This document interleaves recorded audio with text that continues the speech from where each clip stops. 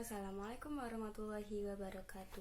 Here, my group will tell you about the condition in Singapore during pandemic, about the vaccination, about the donation, about the business, and about the tourism in Singapore during the pandemic.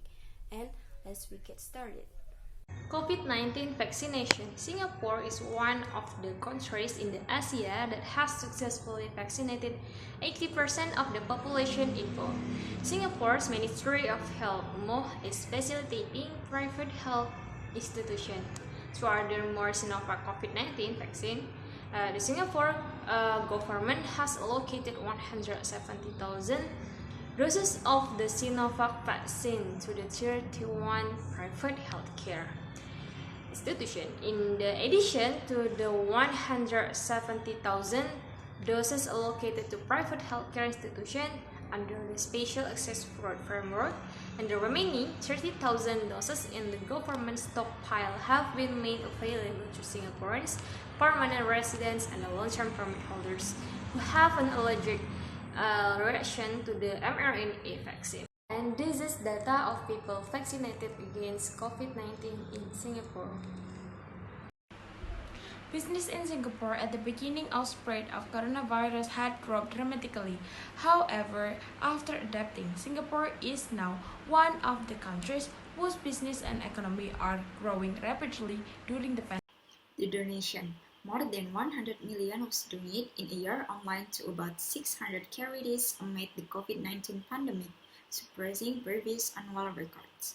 The National Volunteer and Philanthropy Center (NVPC) said on Monday, April 5, that its online donation platform, Giving.sg, received $102 million in donation for the financial year from April 1, 2020 to March 31, 2021.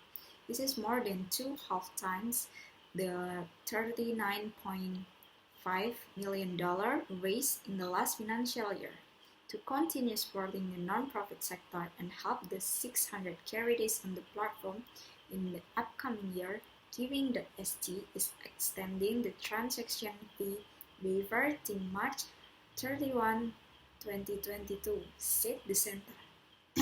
NVPC Deputy Chief Executive Officer Tony So said that the charities had been working extremely hard throughout the pandemic to meet the increased needs of their beneficiaries and the communities at risk.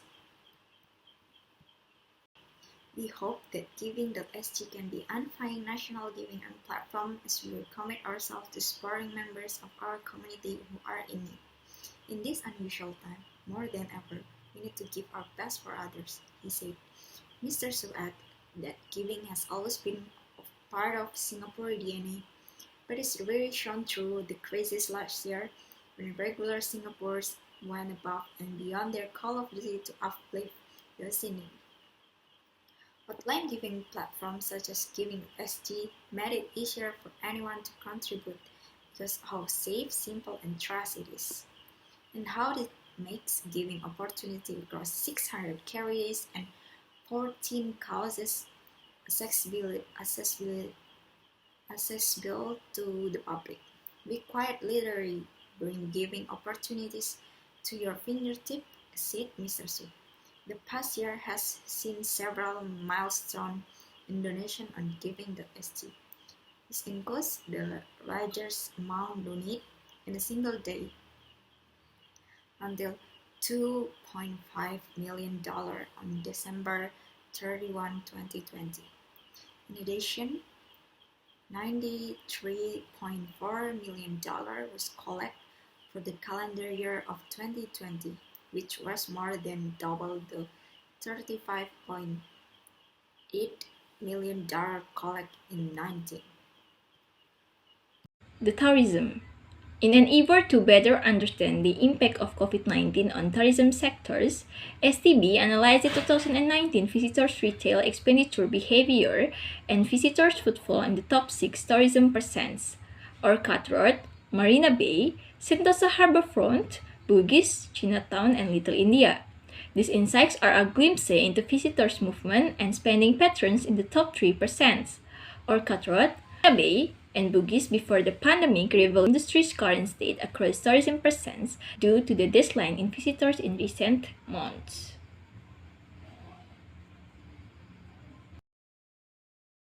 Even during this difficult year, tourism business including hotels, tour guides, and the cruise ship industry are playing a key role in Singapore efforts against COVID-19. Hotels offer their properties as government quarantine facilities, swab isolation facilities, and stay-home notice facilities.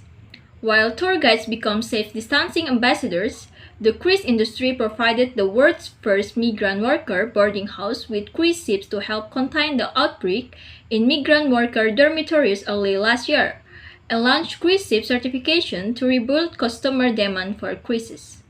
So that's all from my group telling you about the condition in Singapore during the pandemic. Thank you for watching. Wassalamualaikum warahmatullahi wabarakatuh.